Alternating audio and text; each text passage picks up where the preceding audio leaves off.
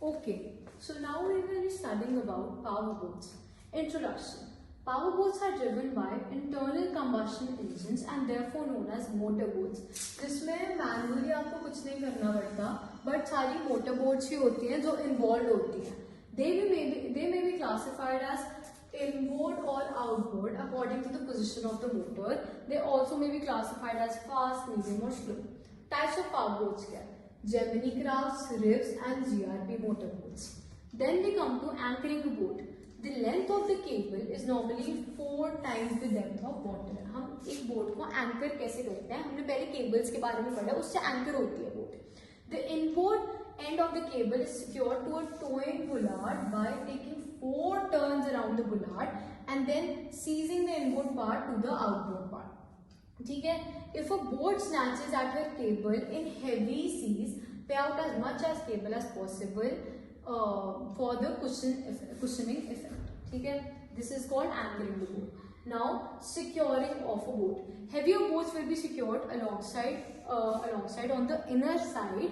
Boat may be secured alongside jetty or any other boat. Boat may be secured to a boom. Boat may also be secured alongside an accommodation ladder.